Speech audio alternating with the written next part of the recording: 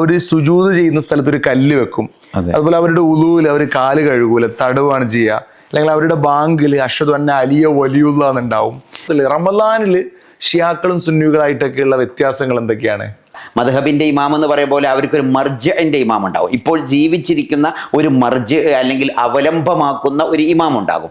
ആ ഇമാം ഉറപ്പിച്ചാൽ മാത്രമേ മാസം കണ്ടതായി ഉറപ്പിക്കുകയുള്ളൂ. രോഗിയായാൽ അവർ നോമ്പ് നോൽക്കാനേ പാടില്ല. ഇസ്ലാം ഉള്ളത് ഇവിടെ ഗൾഫിലല്ലോ. അപ്പൊ അറബികൾ ഇങ്ങനെ ചെയ്യുന്നില്ലല്ലോ. അറബികൾ എങ്ങനെയാണല്ലോ ചെയ്യുന്നത്? തമ്മിലുള്ള വ്യത്യാസങ്ങൾ അറിയുമ്പോഴാണ് നമ്മുടെ ഈമാൻ നമുക്ക് ശക്തിപ്പെടുത്തുന്നത്. അത് കാലം ഇത് വിളിച്ചോതുന്നത് ഇത് ആവശ്യമുള്ള ചർച്ചയാണ്.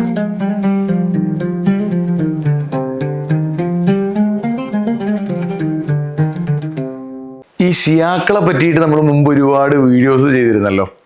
അതായത് ഈ ഷിയാക്കളും സുന്നികളും തമ്മിൽ ഒരുപാട് വ്യത്യാസങ്ങൾ നമുക്ക് കാണാൻ കഴിയും. ഷിയാക്കളുടെ പള്ളിയിൽ പോയി കഴിഞ്ഞാൽ അവർ സുജൂദ് ചെയ്യുന്ന സ്ഥലത്ത് ഒരു കല്ല് വെക്കും. അതുപോലെ അവരുടെ ഉളൂവിൽ അവർ കാല് കഴുകൂല, തടവാണ് ചെയ്യുക. അല്ലെങ്കിൽ അവരുടെ ബാങ്കിൽ അഷ്ഹദു അന്ന അലിയ വലിയുള്ള എന്നുണ്ടാവും. അതുപോലെ തന്നെ അവരുടെ നിസ്കാരങ്ങൾ എപ്പോഴും ഒരു 3 നേരം മാത്രമേ അവർ നിസ്കരിക്കുള്ളൂ, ജമ്മായിട്ടാണ് നിസ്കരിക്കുക. അല്ലെങ്കിൽ അവരുടെ ബാങ്കിൽ ഹയ്യാൽ അൽ ഫലാഹ് ഉണ്ടാവില്ല, ഹയ്യാൽ അൽ ഖൈറിൽ അമൽ എന്നായിരിക്കും ഉണ്ടാവുക. അങ്ങനെ നിസ്കാരത്തിൽ ചിലപ്പോൾ കൈ കെട്ടൂല, അവരിങ്ങനെ കൈ ഇങ്ങനെ താഴ്ത്തിയിട്ടാണ് ഇടുക. അങ്ങനെ എന്താ പറയുക, ഒരുപാട് വ്യത്യാസങ്ങൾ ഷിയാക്കളുമായിട്ട് നമുക്ക് സുന്നികളിൽ നമ്മൾ നോക്കുമ്പോൾ കാണാൻ കഴിയും. അപ്പോൾ അത്തരത്തിലിപ്പോൾ പരിശുദ്ധ റമദാനാണ്. അപ്പോൾ ഈ റമദാൻ മാസത്തിൽ റമദാനിൽ ഷിയാക്കളും സുന്നികളായിട്ടൊക്കെയുള്ള വ്യത്യാസങ്ങൾ എന്തൊക്കെയാണ്?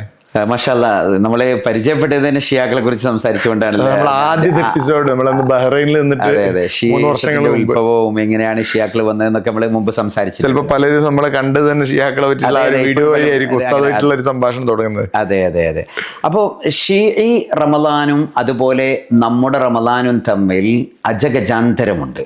അവരും പരിശുദ്ധ റമദാൻ വളരെ കൃത്യമായി നോമ്പനുഷ്ഠിക്കുന്നവരാണ്, വളരെ കൃത്യമായി അത് പാലിക്കുന്നവരാണെങ്കിലും അവരും നമ്മുടെയും നോമ്പ്, ഷിയാക്കളുടെയും സുന്നികളുടെയും നോമ്പുകൾ തമ്മിൽ വലിയ വ്യത്യാസങ്ങൾ കാണാം. ഒന്ന്, ഇപ്പോൾ ഉദാഹരണമായി നോമ്പ് തുടങ്ങിയതുപോലെ ഇപ്പോൾ സൗദിയിലൊക്കെ ഇപ്പോൾ ഒരു ബുധനാഴ്ചയാണ് നമുക്ക് നമ്മുടെ ഗൾഫ് രാജ്യങ്ങളിലൊക്കെ നോമ്പ് തുടങ്ങിയതെങ്കിൽ അവരുടെ മർജ് ആയ ഇറാനിലെ അവരുടെ മർജ് ഷിറാസികളുടെ അവരുടെ മർജ് ആവട്ടെ, അല്ലെങ്കിൽ സിജിസ്ഥാനികളുടെ മർജ് ആവട്ടെ, അല്ലെങ്കിൽ ജാഫരികളുടെ മറ്റു വിഭാഗത്തിൽപ്പെട്ട മർജ് എന്ന് പറഞ്ഞാൽ അവരുടെ ഇമാമിൻ്റെ സ്ഥാനത്താണ്. മദ്ഹബിൻ്റെ ഇമാം എന്ന് പറയുന്ന പോലെ അവർക്കൊരു മർജഇന്റെ ഇമാം ഉണ്ടാവും. ഇപ്പോൾ ജീവിച്ചിരിക്കുന്ന ഒരു മർജ് അല്ലെങ്കിൽ അവലംബമാക്കുന്ന ഒരു ഇമാം ഉണ്ടാകും. ആ ഇമാം ഉറപ്പിച്ചാൽ മാത്രമേ മാസം കണ്ടതായി ഉറപ്പിക്കുകയുള്ളൂ. അപ്പോൾ പരിശുദ്ധ റമദാനിൽ ഇപ്പോൾ നമ്മുടെ ഇവിടെയൊക്കെ ഇപ്പോൾ നമുക്ക് ബുധനാഴ്ച റമദാൻ ആയെങ്കിൽ അവരുടെ കണക്ക് പ്രകാരമുള്ള നോമ്പ് നമ്മുടെ നാട്ടിൽ നോമ്പ് നോറ്റ പോലെ, നമ്മൾ നാട്ടിൽ മാസം കാണാത്തത് കൊണ്ട് പിറ്റേ ദിവസമാണല്ലോ നോമ്പ് തുടങ്ങിയത്, വ്യാഴാഴ്ച എന്നതുപോലെയാണ് സൗദിയിലും UAE-ലും കുവൈറ്റിലും ബഹ്റൈനിലും ഒക്കെയുള്ള ഷിയാക്കളുടെ റമദാൻ തുടങ്ങുന്നത്. അതായത് നമ്മളിപ്പോ സാധാരണ എപ്പോ പെരുന്നാൾ ഉണ്ടായാലും ഇങ്ങനെ പറയാറുണ്ടല്ലോ, ഗൾഫിൽ നാളെ പെരുന്നാൾ, ഒമാനിൽ അത് മാസവുമായി ബന്ധപ്പെട്ടിട്ടാണ്, അത് ഷീസം ആയതുകൊണ്ടല്ല. എന്താണ് ഇവിടെ ഈ നമ്മുടെ സൗദി അറേബ്യയിൽ മാസം കണ്ടുറപ്പിച്ചാൽ പോലും, അല്ലെങ്കിൽ ഉദയാസ്തമയം പോലുള്ള കാര്യങ്ങളൊന്നും നോക്കാതെ അവരുടെ മർജഇന്റെ ഭാഗത്ത് നിന്ന് തന്നെ മാസം കണ്ട് ഉറപ്പിക്കുക എന്നതാണ് റമദാനിൽ ഷിയാക്കളും സുന്നികളും തമ്മിലുള്ള ഒന്നാമത്തെ വ്യത്യാസം. നമ്മെ സംബന്ധിച്ചിടത്തോളം നമ്മുടെ ഹുക്കൂമത്ത് മാസം കണ്ടു എന്ന് ഉറപ്പിച്ചാൽ സ്വാഭാവികമായും എല്ലായിടത്തും മാസം കണ്ടതായി നാം ഉറപ്പിക്കുകയും അത് പിൻപറ്റുകയും ചെയ്യുന്നു. രണ്ടാമത്തെ വ്യത്യാസം, ഷിയാക്കളും സുന്നികളും തമ്മിൽ യൗമുശക്കിന്റെ അന്ന് നോമ്പ് നോൽക്കൽ സുന്നികൾക്ക് ഹറാമാണ്. അഥവാ യൗമുശക്ക് എന്ന് പറഞ്ഞാൽ നാളെ നോമ്പാണ്. ഇപ്പോൾ ഇന്ന് ഷാബാൻ 29, അത് കഴിഞ്ഞ് നാളെ 30 ഖാലി മാസം ഉറപ്പിച്ചില്ല, എന്നാൽ അത് യൗമുശക്കാണ്, സംശയമുള്ള ദിവസമാണ്. അന്നേ ദിവസം നോമ്പനുഷ്ഠിക്കൽ നമുക്കെന്താണ്? ഹറാമാണ്. എന്നാൽ ഷിയാക്കൾക്ക് യൗമുശക്കിൻ്റെ അന്ന് നോമ്പ് നോൽക്കാം. ഇപ്പോൾ ഉദാഹരണമായി ബുധനാഴ്ച അവർക്ക് യൗമുശക്കായിരുന്നു. നമ്മൾ 29 മാസം കണ്ടു, ഇവിടെ നമ്മൾ മാസം ഉറപ്പിക്കുകയും നോമ്പ് തുടക്കം കുറിക്കുകയും ചെയ്തു. ചൊവ്വാഴ്ച രാത്രി മാസം കണ്ടു, ബുധനാഴ്ച മാസം തുടങ്ങി, റമദാൻ 1 തുടങ്ങി. എന്നാൽ അന്നേ ദിവസം ഷിയാക്കൾക്ക് യൗമുശക്കാണ്, സംശയമുള്ള ദിവസമാണ്. പക്ഷെ ആ ശക്കിൻ്റെ അന്ന് അവർ നോമ്പ് നോൽക്കും. അവർക്ക് സൂക്ഷ്മതയുടെ പേരിൽ നോമ്പനുഷ്ഠിക്കൽ സുന്നത്തായിട്ടാണ് വ്യത്യാസം. നമുക്ക് ഹറാമാണ്, അവർക്ക് ഏറ്റവും നല്ലത് സുന്നത്തായി നോമ്പനുഷ്ഠിക്കാൻ അവരുടെ മർജഇന്റെ ഇമാമിയങ്ങൾ പറയുന്നു. റമദാന്റെ മാസം തുടങ്ങുന്നത് പിറ്റേ ദിവസമാണെങ്കിലും തലേ ദിവസം നോമ്പ് നോൽക്കൽ, ഷെക്കിന്റെ ദിവസം നോമ്പ് നോൽക്കാൻ വേണ്ടി ദിവസം നമുക്ക് ഹറാമാണ്, അവർക്ക് സുന്നത്താണ്. അതെ പ്രേരിപ്പിക്കുന്നു.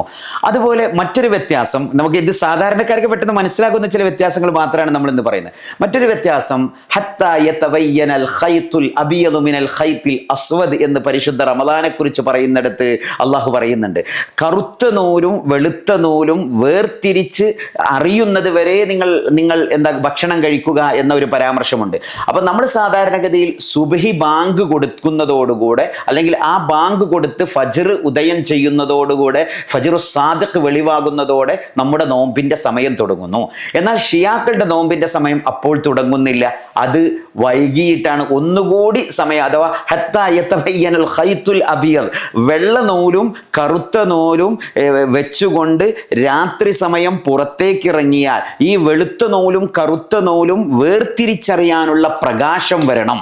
ആ പ്രകാശം വരുന്നത് വരെ ഭക്ഷണം കഴിക്കാം, അത്താഴം കഴിക്കാം എന്നാണ് അവരുടെ വീക്ഷണം. അതുകൊണ്ട് തന്നെ ഈ അത്താഴം അവർ കൂടുതൽ പിന്തിപ്പിക്കുന്നു. എന്നിട്ട് പിന്തിപ്പിച്ച് എത്രത്തോളം അവരുടെ പ്രഭാതത്തിൻ്റെ ഒരു ഏകദേശം സുന്നികളും ഷിയാക്കളും തമ്മിൽ ഒരു 15-20 മിനിറ്റിൻ്റെ വ്യത്യാസം അവരുടെ അത്താഴത്തിൽ അഥവാ നോമ്പിൻ്റെ തുടക്കത്തിൽ കാണാം. എന്നാലോ നോമ്പ് മുറിക്കുന്നിടത്തും ഈ വ്യത്യാസം കാണാം. റമദാന്റെ നോമ്പ് മുറിക്കുന്നിടത്തും ഈ വ്യത്യാസം വൈകിയാണ്. നമ്മളെ സംബന്ധിച്ചിടത്തോളം തഅജീലുൽ ഫിത്റാണ് സുന്നത്ത്.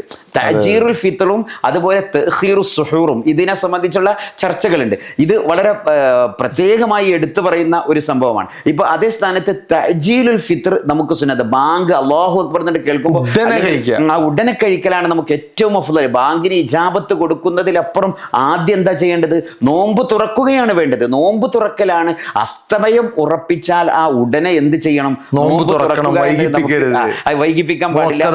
അതെ, അത് മുഅക്കദായ സുന്നത്താണ്. അതെന്തുകൊണ്ട് എഴുതി എന്ന് നമുക്ക് പറയാം, അങ്ങോട്ടേ വരാം. അതിന്റെ മുമ്പ് ആദ്യം ഈ സംഭവങ്ങളൊന്ന് പറയാം. അപ്പൊ ആദ്യം വൈകിപ്പിക്കലാണ്. സുന്നികളായ നമ്മൾ വേഗം തുറക്കും. അതേ സ്ഥാനത്ത് ഇവർക്കോ ഇത് രാത്രിയായി എന്ന് ഉറപ്പിച്ച് ഏകദേശം ഒരു 10-15 മിനിറ്റിന്റെ വ്യത്യാസം അവിടെയും കാണാം. അഥവാ അവർ ആ സമയത്ത് നോമ്പ് തുറക്കാതെ രാത്രി ഇങ്ങനെ, അഥവാ അസ്തമയത്തിന്റെ സമയത്തുള്ള പ്രകാശം മാഞ്ഞ്, ആ ഒരു പ്രകാശം മാഞ്ഞ് രാത്രിയാണെന്ന് ഉറപ്പ് വരുത്തുന്നത് വരെ അവരുടെ നോമ്പ് അവർ പിടിക്കുന്നതായി ഇംസാക്ക് ചെയ്തുകൊണ്ട് നിൽക്കുകയും, അങ്ങനെ രാത്രിയായി എന്ന് ഉറപ്പിച്ചാൽ മാത്രമാണ് അവർ നോമ്പ് തുറക്കാൻ തുടങ്ങുന്നത്. ഏകദേശം ഒരു 10 മിനിറ്റിന്റെ അല്ലെങ്കിൽ ഒരു 15 മിനിറ്റിന്റെ അടുത്തുള്ള ഒരു വ്യത്യാസം.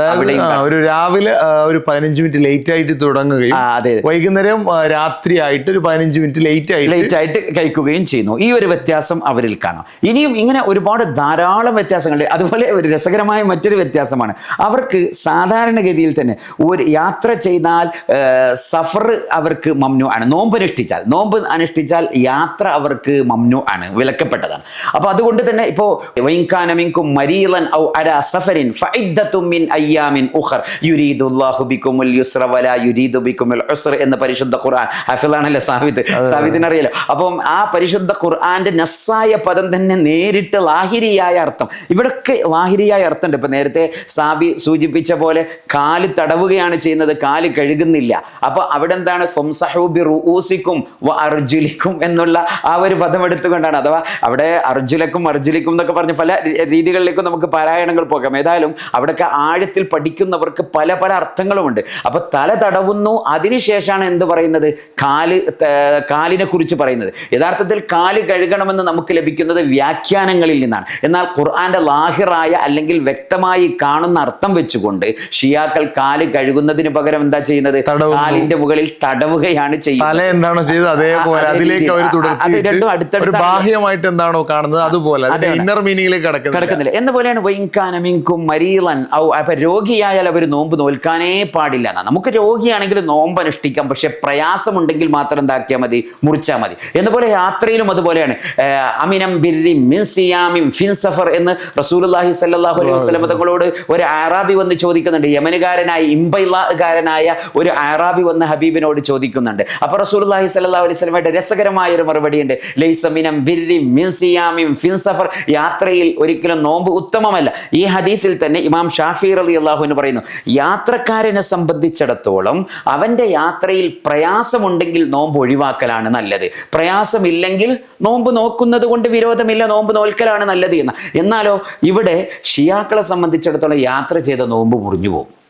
അതിന് അവരുടെ മർജയിൽ പല പല കാഴ്ചപ്പാടുമുണ്ട്. ചില ആളുകൾ പറഞ്ഞ് 25 കിലോമീറ്ററിൽ കൂടുതൽ, ഇപ്പൊ ആധുനിക സാഹചര്യത്തിൽ ജോലിക്ക് വേണ്ടിയൊക്കെ പോകേണ്ടി വരും, അതുകൊണ്ടൊന്നും ഒരു യാത്രയായി പരിഗണിക്കേണ്ടതില്ല 25 കിലോമീറ്റർ എന്ന്. അതല്ല 70, നമ്മൾ ജംഅന്റെയും കസറിന്റെ ഒക്കെ കണക്ക് പറയുന്ന പോലെ മർഹലത്തൈൻ്റെ കഥയൊക്കെ പറഞ്ഞിട്ട് അവർ പല പല ചർച്ചകളുണ്ട്. ഏതായാലും 50 കിലോമീറ്റർ യാത്ര ചെയ്ത 30, അതൊക്കെ ഓരോ മർജയിൽ വ്യത്യസ്തമായ കിലോമീറ്ററുകളുടെ കണക്കുണ്ട്. നമ്മളും പറയലുണ്ടല്ലോ 82 കിലോമീറ്റർ, 111 കിലോമീറ്റർ, 132 നമ്മുടെ നാട്ടിലേക്ക് 132 എന്ന് പറയുന്ന പോലെ തന്നെ 82 എന്ന് പറയുന്ന ആളുകൾ ഈ മൈലുകളൊക്കെ പറയുമ്പോൾ മർഹലത്തേന്റെയാണ് 2 രാത്രി മുമ്പ് നമ്മൾ ഹിജ്റ റൂട്ടിലൂടെ ഒരു യാത്ര നടത്തിയപ്പോൾ നമ്മൾ എവിടെയാണ് നിർബന്ധമായത് എന്നും ആ ഒരു സംഭവം ഇറങ്ങി അസ്ഫാൻ എന്ന സ്ഥലത്ത്, അസ്ഫാനിൽ പോയി നമ്മൾ സംസാരിച്ചപ്പോൾ അതിനെ കുറിച്ച് നമ്മൾ പറഞ്ഞിരുന്നു. ആ മർഹലത്തേൻ കണക്കാക്കിയത് 2 മർഹല എന്ന് പറഞ്ഞാൽ ഇത് ഇവിടെ ഉസ്ഫാനിലെത്തുന്ന, മക്കയിൽ നിന്ന് ഒരാൾ പുറപ്പെട്ടാൽ ഉസ്ഫാനിലെത്തുന്ന സ്ഥലമാണ് മർഹലത്തേൻ്റെ കഥ. അപ്പൊ അതാണ് യഥാർത്ഥ കണക്ക്. പക്ഷേ അതിൻ്റെ ഇടയിലുള്ള കിലോമീറ്ററുകൾ കണക്കിൽ നമുക്കിടയിൽ നാം പല അഭിപ്രായങ്ങളും പറയുന്ന പോലെ തന്നെ 132, 12, 80 അങ്ങനെ പല പല കണക്കുകളും പറയുന്ന പോലെ തന്നെ ഷിയാക്കൾക്കിടയിൽ ഇതിൽ തർക്കങ്ങളുണ്ട്. 25 കിലോമീറ്റർ, 30 കിലോമീറ്റർ, ഇങ്ങനെ ചുരുക്കി പറഞ്ഞാൽ യാത്രക്കിടയിൽ നോമ്പനുഷ്ഠിക്കുക എന്ന സംരംഭം അവർക്കില്ല.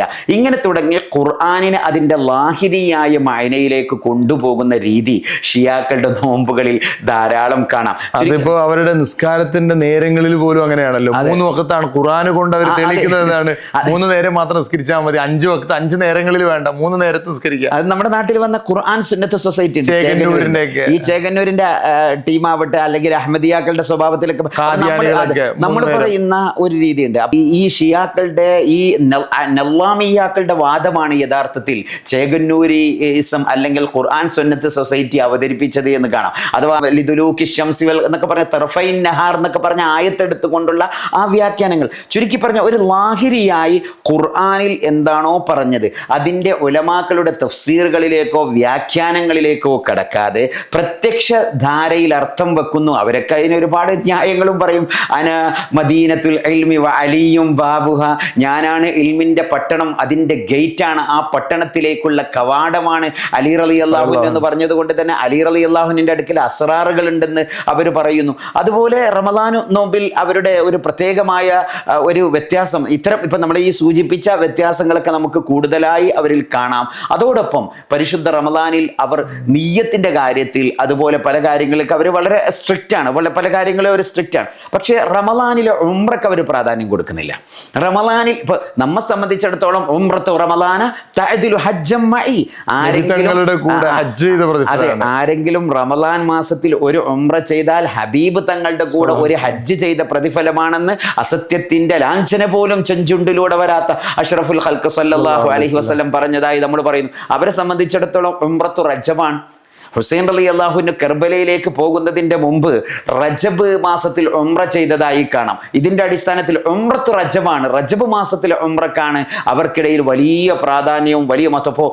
റജബ് മാസത്തിൽ നമ്മൾ മക്കയിലൊക്കെ പോയി നോക്കിയാൽ ഇഷ്ടം പോലെ ഷിയാക്കളുടെ ഒരു തള്ളായിരിക്കും അവിടെ. ഷിയാക്കൾ വിവിധ ഭാഗങ്ങളിൽ നിന്ന് ഷിയാ വിശ്വാസികൾ ഇങ്ങനെ കിടന്നിട്ട് അവിടെ തിരക്കും കൂട്ടുന്നതായി കാണാം. അതേസ്ഥാനത്ത് റമളാൻ മാസത്തിൽ കൂടുതലായിട്ട് അവർ ഉംറയില്ല. കാരണം അവരെ സംബന്ധിച്ചിടത്തോളം യാത്ര ചെയ്താൽ എന്താണ് ആവുന്നത്? നോമ്പിനെ ബാധിക്കുന്നതാണ്. അതുകൊണ്ട് തന്നെ റമദാൻ മാസത്തിൽ അവർ ഉംറ ചെയ്യാറില്ല. ഇങ്ങനെ ഒരുപാട് വ്യത്യാസങ്ങൾ അവർക്കിടയിലുണ്ട്. ഇതിപ്പോൾ നമ്മൾ പ്രത്യക്ഷത്തിൽ സാധാരണക്കാർക്ക് മനസ്സിലാകുന്ന ചില കാര്യങ്ങൾ മാത്രം പറഞ്ഞു എന്നാണ്. ഏതായാലും ലിക്കുല്ലി നമുക്ക് മദ്ഹബുകളെ കുറിച്ച് ഇൻഷാ അല്ലാഹ് നമ്മുടെ അടുത്ത ചർച്ചകൾ, ഓരോ മദ്ഹബുകളും ഇപ്പൊ അശ്അരികളാവട്ടെ, മാതുരീദികളാവട്ടെ, അല്ലെങ്കിൽ ഇബാദിയാക്കളാവട്ടെ, ഖവാരിജുകളാകട്ടെ, ലോകത്തുള്ള എല്ലാ മദ്ഹബുകളും എങ്ങനെയാണ് വന്നത് എന്നതിനെ കുറിച്ചുള്ള ഒരു അത്ലസ് സ്റ്റഡി ഉണ്ട്. അറ്റ്ലസ് സ്റ്റഡി അത് ഇൻഷാ അല്ലാഹ് റമദാനൊക്കെ കഴിഞ്ഞ ശേഷം പിന്നീട് നമുക്ക് വിശാലമായി ചെയ്യാം. അപ്പോൾ അതിൽ നിന്ന് മനസ്സിലാകും ഓരോരുത്തരും ഇതൊക്കെ നമ്മൾ ഈ ചുറ്റുവട്ടത്തുള്ള ഇത്തരം കാര്യങ്ങളൊക്കെ കൃത്യമായി കണ്ടറിഞ്ഞ് നാം പരിശുദ്ധ ഖുർആന്റെ ആയത്തുകളിലേക്ക് ആഴത്തിലിറങ്ങി പഠിക്കേണ്ടതുണ്ട്. സൂക്തങ്ങളിലേക്ക് ആഴത്തിലിറങ്ങി പഠിക്കേണ്ടത്. ഖുർആൻ എന്ന് പറഞ്ഞാൽ നമ്മൾ മനസ്സിലാക്കേണ്ടത് അത് അള്ളാഹുവിൻ്റെ കലാമാണ്. അള്ളാഹുവിൻ്റെ കലാം എന്ന് പറഞ്ഞാൽ എന്താണ്? അള്ളാഹുവിൻ്റെ സിഫത്താണ്, അള്ളാഹുവിൻ്റെ വിശേഷണമാണ്. നമുക്കുള്ള ബുദ്ധിയോ, നമ്മുടെ ബുദ്ധി എന്താണ്? അത് മഖ്ലൂക്കാണ്. നമ്മുടെ ബുദ്ധി അള്ളാഹു സൃഷ്ടിച്ചതാണ്. പിന്നീട് ഇപ്പൊ സാബിക്ക് അള്ളാഹു തന്ന ബുദ്ധി, എനിക്ക് അള്ളാഹു തന്ന ബുദ്ധി, നമ്മുടെ പ്രേക്ഷകർക്ക് അള്ളാഹു നൽകിയ ബുദ്ധി, ഇതെന്താണ്? അള്ളാഹുവിന്റെ മഖ്ലൂക്കാണ്, സൃഷ്ടിയാണ്. എന്നാൽ അള്ളാഹുവിന്റെ ഖുർആൻ അത് അള്ളാഹുവിന്റെ ഖാലിഖായ അള്ളാഹുവിന്റെ സിഫത്തായ കലാമാണ്. അപ്പൊ ആ കലാമിന് എന്തുണ്ടാവില്ല? തുടക്കമില്ല, അതിന് അറ്റമില്ല. അപ്പൊ ഖുർആന്റെ അർത്ഥം ഇപ്പൊ നമ്മൾ മനസ്സിലാക്കാൻ വേണ്ടി എൻ്റെ ബുദ്ധിയിൽ, നിങ്ങളെ ബുദ്ധിയിൽ, അല്ലെങ്കിൽ മഹാന്മാരായ അയിമ്മത്തിന്റെ ബുദ്ധികളിൽ വരുന്ന അർത്ഥങ്ങളും അതിന്റെ വ്യാഖ്യാനങ്ങളൊക്കെയാണ് മാത്രമാണ് നമ്മൾ പറയുന്നത്. എന്നാൽ ഖുർആന്റെ ഒരു വാക്കിന് അർത്ഥം ഉണ്ടാവോ? അറ്റുണ്ടാവോ? ഒരിക്കലും ഇല്ലല്ലോ. അതിന് നമ്മൾ അതെ, അനന്തമായ ഇൻഫിനിറ്റിയായ അനന്തമായ വിഹായസുകളിലേക്ക്, അല്ലെങ്കിൽ അനന്തമായ പ്രപഞ്ചത്തിന്റെ എവിടേക്ക് ഖുർആന്റെ ഒരു കെലിമത്ത് പോലും എടുത്താൽ അതിന് ഒരുപാട് അർത്ഥങ്ങൾ ഉണ്ടാവും. അപ്പോൾ അത് ലാഹിരിയായ രീതിയിൽ മനസ്സിലാക്കി അർത്ഥം വെക്കുന്നതിലപ്പുറം അതിന് മുഹമ്മദ് റസൂലുള്ളാഹി സ്വല്ലല്ലാഹു അലൈഹി വസല്ലം തങ്ങൾ നൽകിയ വ്യാഖ്യാനം, ആ വ്യാഖ്യാനം മാത്രമല്ല, അതിന് ഒരുപാട് അർത്ഥതലങ്ങളുണ്ട്. കാലങ്ങൾ വരുംതോറും ഓരോ ആയത്തിൻ്റെയും, ഇപ്പോൾ 900 കാലഘട്ടങ്ങളിലാണ് ഫിർഔന്റെ ജഡം ലഭിക്കുന്നത് അല്ലേ, ഈജിപ്തിന്റെ മ്യൂസിയത്തിൽ. അതിന്റെ മുമ്പുള്ള ആളുകൾ എത്രയോ കാലം അല്ലേ, വസൗഫനു നജ്ജീക ബിബദനിക അല്ലാഹു ആയ. അപ്പോൾ 1700കളിലും 600കളിലൊക്കെ ജീവിച്ച ആളുകളില്ലേ, അവരൊക്കെ ഈ ആയത്ത് ഓതുമ്പോൾ വല്ല അർത്ഥതലങ്ങളിലേക്കും അവർക്ക് ചിന്തിക്കാൻ പോലും കഴിഞ്ഞില്ല എന്ന പോലെ പലതും നമുക്ക് മനസ്സിലായിട്ടുണ്ടാവില്ല. എപ്പോഴും 1800കളിലാണ് അല്ലെ, 1800കളിലാണെന്ന് തോന്നുന്നു. അതെ, 1800 അല്ലെങ്കിൽ 900ന്റെ തുടക്കത്തിലൊക്കെ ആയിരിക്കും. ഏതായാലും 1800 നമുക്ക് പറയാം. 1900 പറയുമ്പോൾ 1900ന്റെ തുടക്കത്തിലായിട്ടാണ് ഫറോവിന്റെ ജഡം കിട്ടുന്നത്. അതേസമയം അതിന്റെ മുമ്പ് ജീവിച്ച എത്ര ആളുകളുണ്ട്, അവർക്ക് ഖുർആനിൽ ആയത്ത് കാണുന്നുണ്ട്, അവർക്കത് മനസ്സിലാക്കാൻ കഴിയുന്നില്ല. കാരണം എന്താണ് ഇപ്പൊ സംഭവം? പക്ഷെ നമ്മൾ അതിന്റെ അർത്ഥതലങ്ങളിലേക്ക് എത്തുകയും റംസീസിന്റെ ജഡത്തെ കുറിച്ച് നമ്മൾ പഠിക്കുകയും ചെയ്തു. ഇങ്ങനെ കുറെ കാര്യങ്ങൾക്ക് ഉത്തരങ്ങൾ ഇനി ഭാവിയിൽ വരുന്ന ആളുകൾ കാണും. അതെ, ഇപ്പോ സുൽത്താൻ, ശൂന്യാകാശത്തിലേക്കും ആകാശങ്ങളിലേക്കും ഒക്കെ പറക്കുന്ന ആളുകളെ കുറിച്ചുള്ള നേരത്തെയുള്ള പ്രവചനങ്ങളുണ്ട്. അപ്പൊ ഇന്ന് മഖ്ലൂക്കായ നമ്മുടെ ബുദ്ധിയിൽ ഉൾക്കൊള്ളാൻ സാധിക്കാത്ത കാര്യം സ്വാഭാവികമാണ്. കാരണം അതിനൊരു ലിമിറ്റ് ഉണ്ടല്ലോ. അതേസമയത്ത് അള്ളാഹുവിന്റെ കലാം അള്ളാഹുവിന്റെ സിഫത്താണ്. ആ സിഫത്തിന് എന്തില്ല? ഒരു അറ്റമില്ലാത്ത ലോകത്തേക്ക് മനുഷ്യനെ കൊണ്ടുപോകുന്ന ചിന്തകളുടെ ലോകമാണ് പരിശുദ്ധ ഖുർആൻ. അതുകൊണ്ട് തന്നെ ഖുർആനുമായി നമ്മൾ കൂടുതൽ അടുക്കുക.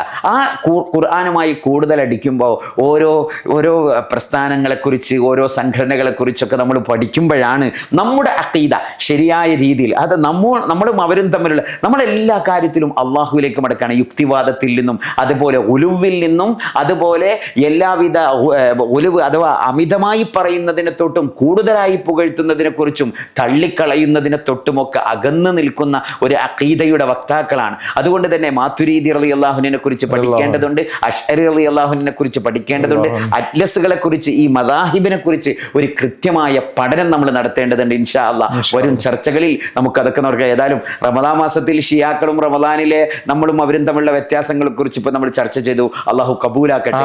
സതുദ്ദേശത്തോടെ കൂടെ മാത്രമാണ് ഉള്ളത്. ഇതിൽ വേറെ രസകരമായ സംഭവം, ഇപ്പം സഹീഹുൽ ബുഖാരിയൊക്കെ നോക്കിയാൽ പലപ്പോഴും നമുക്ക് തോന്നും ഈ തഅജീലുൽ ഫിത്റിന്റെ പ്രാധാന്യം പറഞ്ഞുകൊണ്ടേ എന്തുകൊണ്ടാണ് ഇത്ര ഹദീസ് വന്നത് എന്ന് നമുക്ക് സംശയം തോന്നും.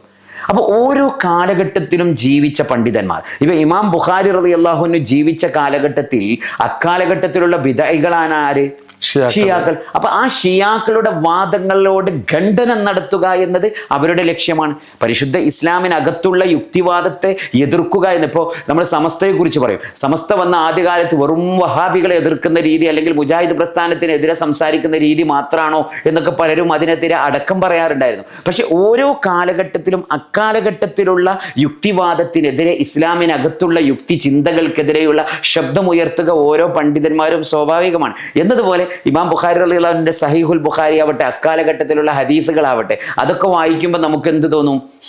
തഅജീലുൽ ഫിത്റിന്റെ പ്രാധാന്യം, ഫിത്ർ നേരത്തെ നോമ്പ് തുറക്കുന്നതിന്റെ മഹത്വം ഇങ്ങനെ പറഞ്ഞ ഒരുപാട് ഹദീസുകളെ കൂട്ടത്തിൽ ഉൾക്കൊള്ളിക്കും. അതുപോലെ അത്താഴം 54 ആയത്ത് അഥവാ സുബിയാകുന്നതിൻ്റെ ഒരു 10 മിനിറ്റ് മുമ്പ് അഥവാ ഒരു 50 ആയത്ത് ഓതാനുള്ള ഖദർ കണ്ട് നിങ്ങൾ അത്താഴം കഴിക്കണം എന്ന് പറയുന്ന ഭാഗങ്ങൾ കാണാം. ഇങ്ങനെ തുടങ്ങി ഷിയാക്കളായ ആളുകൾ എന്തൊക്കെ പുത്തൻ വാദങ്ങൾ ഇസ്ലാമിലേക്ക് കടന്നു കയറ്റാൻ ശ്രമിച്ചോ, ഇതിനെതിരെയുള്ള ഒരു സമരമായി പലപ്പോഴും ഈ ചരിത്രടിസ്ഥാന ചരിത്രം പഠിച്ചുകൊണ്ട് നമ്മൾ ഈ പറഞ്ഞ മദ്ഹബിന്റെ ചരിത്രമൊക്കെ പഠിച്ചിട്ട് നമ്മൾ സഹീഹുൽ ബുഖാരി വായിക്കുമ്പോൾ, അതുപോലെ ഹദീസുകൾ വായിക്കുമ്പോൾ, അന്നത്തെ സിഹാഹു സിത്തകൾ വായിക്കുമ്പോൾ അത് കൃത്യമായി നമുക്ക് ബോധ്യപ്പെടും. ഓരോ കാലഘട്ടത്തിലുള്ള ഉലമാക്കൾ, ഇപ്പോൾ നമ്മൾ മുമ്പ് കറാമിത്തകളുടെ കഅബയെ കുറിച്ച് പറഞ്ഞപ്പോൾ പറഞ്ഞിട്ടുണ്ട്, ഹജറുൽ അസ്വദിനെ ഇസ്തിലാം ചെയ്യൽ സുന്നത്താണെന്ന് ഹിജറ 317 അതുപോലെ ആ കാലഘട്ടത്തിൽ ജീവിച്ച പണ്ഡിതന്മാർ എഴുതുമ്പോൾ അവർ പറയും ഇൻകാനൽ ഹജറു ഹുനക്, അവിടെ ഹജർ ഉണ്ടെങ്കിൽ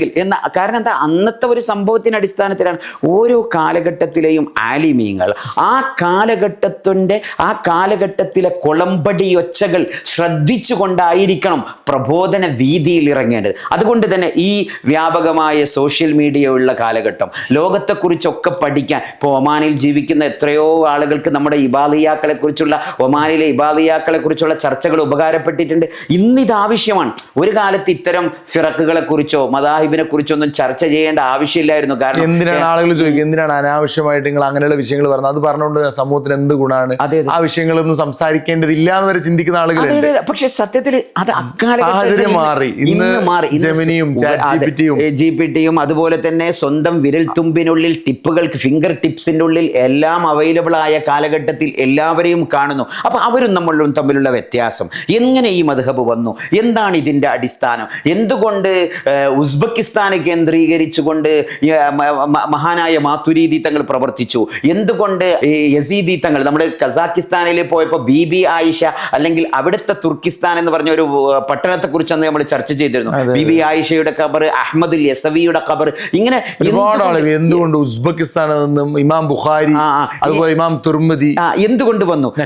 നേരത്തെ നമ്മൾ ഖുർആൻ ചർച്ചയെ കുറിച്ച് പറഞ്ഞപ്പോൾ അസർബൈജാൻ അർമേനിയ യുദ്ധം നടന്നതോടുകൂടെയാണ് ഉസ്മാൻ റളിയല്ലാഹു അൻഹു തങ്ങൾ ഈ പരിശുദ്ധ ഖുർആൻ ക്രോഡീകരിക്കുന്നതുമായി ബന്ധപ്പെട്ട ചർച്ചകളിലേക്ക് കിടക്കുന്നത്. ഇതൊക്കെ ഇസ്ലാമിന്റെ ഫിറക്കുകളിലേക്കുള്ള ചില സൂചനകളാണ്. അതുകൊണ്ട് തന്നെ അത് കൃത്യമായി പഠിക്കേണ്ടതുണ്ട് സാബി. അല്ലെങ്കിൽ നമ്മളത് സമൂഹത്തിനെ ബോധ്യപ്പെടുത്തേണ്ടത്.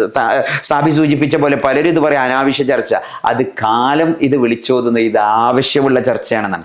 ഓരോ കാലഘട്ടത്തിലും ആലിമീങ്ങൾ നിർവഹിക്കേണ്ടത് ആ കാലഘട്ടത്തിലുള്ള ഒച്ചകളും അന്നത്തെ ആവശ്യങ്ങളുമാണ്. ഇന്നത്തെ ആവശ്യം കാലികമാണ്. കാരണം ആളുകൾക്ക് ഇത് ChatGPT-യിലോ ജെമിനിയിലോ പോയി കഴിഞ്ഞാൽ എത്രത്തോളം അത് ഉൾക്കൊള്ളാൻ കഴിയുമെന്നോ അല്ലെങ്കിൽ കൃത്യമായിട്ട് അവർക്ക് ഗ്രഹിച്ചെടുക്കാൻ കഴിയില്ല. പക്ഷെ ഇങ്ങനെയുള്ള ഒരു പണ്ഡിതന്മാരിൽ നിന്ന് കേൾക്കുമ്പോൾ അത് കൃത്യമായിട്ട് അവർക്ക് പഠിതോചിതമായ ചർച്ചകൾ നടക്കുമ്പോഴേ ഇതൊക്കെ കൃത്യമായി നമുക്ക് മനസ്സിലാക്കാൻ സാധിക്കുള്ളൂ. അപ്പൊ ചില ആളുകളൊക്കെ ഇത് ഞാൻ പറയാൻ കാരണം, പ്രത്യേകിച്ചു ഇപ്പോൾ സൗദി അറേബ്യയിലെ ഖത്തീഫിലാവട്ടെ, അൽ ഹസയിലാവട്ടെ, അല്ലെങ്കിൽ കുവൈത്തിലാവട്ടെ, പലരും അറബികളുടെ കൂടെ ജീവിക്കും. അവരെ സംബന്ധിച്ചിടത്തോളം ഇതൊക്കെ അറബികൾ കണ്ടില്ലേ, നമ്മളെ സൗദി, നമ്മളെ അറബി, അല്ലെങ്കിൽ നമ്മുടെ സ്പോൺസർ അവർ നോമ്പ് തുറക്കുന്നത് വൈകിയാണ്, അവരിപ്പോൾ നോമ്പ് തുറക്കുന്നില്ല, അപ്പൊ അവരെയല്ലേ നമ്മൾ പിൻപറ്റേണ്ടത് എന്ന് ചിന്തിക്കുന്ന നമ്മുടെ പ്രവാസികൾ നമ്മുടെ കൂട്ടത്തിൽ പ്രവാസികൾ. ചില ആളുകൾ പറയുന്നത് നമ്മുടെ നാട്ടിലല്ലല്ലോ യഥാർത്ഥ ഇസ്ലാം ഉള്ളത്, ഇവിടെ ഗൾഫിലാണല്ലോ, അപ്പൊ അറബികൾ ഇങ്ങനെ ചെയ്യുന്നില്ലല്ലോ, അറബികൾ എങ്ങനെയാണല്ലോ ചെയ്യുന്നത്. അവരുടെ സ്പോൺസർ ഷിയ ആണെന്നുള്ള ഒരു പ്രാഥമിക ജ്ഞാനം പോലും അല്ലെങ്കിൽ ബോധം പോലും ഇല്ലാത്ത എത്രയോ ആളുകളുണ്ട്. ഇത്തരം ആളുകൾ അറബിയാണോ ഓൻ പെർഫെക്റ്റ് ഇസ്ലാമാണ്, അറബികളുടെ ഇത് കണ്ടിട്ട് പറയും അറബി അങ്ങനെയല്ലല്ലോ ഇങ്ങനെയല്ലല്ലോ. അതെ, അറബികൾ എന്ന് പറഞ്ഞിട്ട് അവർക്ക് ഈമാൻ ഉണ്ടാവണമെന്നില്ലല്ലോ. അല്ല, അവരുടെ മദ്ഹബ് എന്താണെന്ന് മനസ്സിലാക്കാത്തയുള്ള ചിന്തകൾ. അപ്പൊ അതുകൊണ്ട് ഈ കാലഘട്ടത്തിൽ ഇതൊക്കെ പഠിക്കൽ നിർബന്ധം. അതുകൊണ്ട് തന്നെ ഈ പരിശുദ്ധ റമദാനിൽ ഇത്തരം ഒരു ചർച്ച എന്തിനാണെന്ന് ചിലപ്പോൾ പലരും ചോദിക്കും. അത് കൃത്യമായി ഇത് ബോധ്യപ്പെടുത്താനാണെന്ന് നമ്മൾ മനസ്സിലാക്കണം. അതുകൊണ്ട് തന്നെ ഇപ്പോഴത്തെ മനുഷ്യന്മാർക്ക് ലോജിക്കലി ചിന്തിക്കാൻ പറ്റും, എല്ലാവർക്കും അതിനുള്ള ബുദ്ധിയും എല്ലാം ഉണ്ട്. അതുകൊണ്ട് നമ്മളിത് പറഞ്ഞാൽ ആ രീതിയിൽ ആളുകൾ അതെടുക്കും. അതുകൊണ്ട് അതിനു വേണ്ടി മാത്രമാണ് ഈ ചർച്ച. അതുകൊണ്ട് ഇതൊരു ഒരിക്കലും ഒരു ലഘുവായ ചർച്ചയല്ല, മറിച്ച് ഇത് കൃത്യമായി ആളുകളെ ബോധ്യപ്പെടുത്താൻ വേണ്ടി സതുദ്ദേശത്തോടെ നടത്തുന്ന, അഥവാ നമ്മുടെ അഖീദയും നമ്മുടെ മദ്ഹബിന്റെ ഗ്രന്ഥങ്ങളും അത് സത്യമാണെന്നും അതിനനുസരിച്ച് തന്നെ നമ്മുടെ പ്രവർത്തനങ്ങൾ മുന്നോട്ട് പോകണമെന്നും ബോധ്യപ്പെടുത്താൻ വേണ്ടിയാണ് ഈ ചർച്ചകൾ നടന്നത്. അള്ളാഹു ഇത് കബൂലാക്കട്ടെ, സാലിഹായ അമലാക്കി തീർക്കട്ടെ. തീർച്ചയായിട്ടും. കാരണം ഹക്കും ബാത്തിലും നമ്മൾ വേർതിരിച്ചറിയണമെങ്കിൽ നമുക്ക് ആദ്യമായിട്ട് ബാത്തിൽ എന്താണെന്ന് അറിഞ്ഞു കഴിഞ്ഞാൽ ഹക്ക് എന്താണെന്ന് അറിയുള്ളൂ. നമ്മൾ മറ്റുള്ളവർ തമ്മിലുള്ള വ്യത്യാസങ്ങൾ അറിയുമ്പോഴാണ് നമ്മുടെ ഈമാനെ നമുക്ക് ശക്തിപ്പെടുത്താൻ. അതുകൊണ്ടാണ് മദാഹിബിനെ കുറിച്ചുള്ള അടുത്തൊരു ചർച്ചകളായിട്ട് ചെയ്യാം. ഞാൻ ഇപ്പോൾ ഈ അടുത്ത് ഇസ്ലാമിക് വേൾഡ് ഇൻസൈറ്റ് എന്ന് പറയുന്ന ഒരു സൈറ്റിനെ കുറിച്ച് നമ്മളിങ്ങനെ ആലോചിക്കുന്നുണ്ട്. അപ്പോൾ അതിൽ നമ്മൾ പ്രധാനമായിട്ടും തെരീഖത്തുകളെ കുറിച്ച്, മദാഹിബിനെ കുറിച്ചൊക്കെ കൃത്യമായിട്ടൊരു ചർച്ച വേണം. ഇന്നത് ശരിയാണ്, ഇന്നത് തെറ്റാണെന്നല്ല. ഈ ചർച്ചകൾ വന്നിട്ട് എന്നിട്ട് നാം അവരോട് ബോധ്യപ്പെടുത്തണം. അതുകൊണ്ട് സ്വഹീഹായ തെരീഖത്തുകളെ കുറിച്ച് നമ്മൾ പറയേണ്ടതുണ്ട്. അതുപോലെ തരീഖത്തുകളെ കുറിച്ചൊക്കെ ബോധവൽക്കരിക്കാന്ന് മാത്രമല്ല അതിന്റെയൊക്കെ വ്യത്യാസങ്ങൾ സമൂഹത്തിന് നിഷ്പക്ഷമായി അവതരിപ്പിച്ചു കൊടുക്കുക നമ്മുടെ ഒരു ഡ്യൂട്ടിയായി ഉത്തരവാദിത്തമായി നമ്മൾ ഏറ്റെടുക്കണം.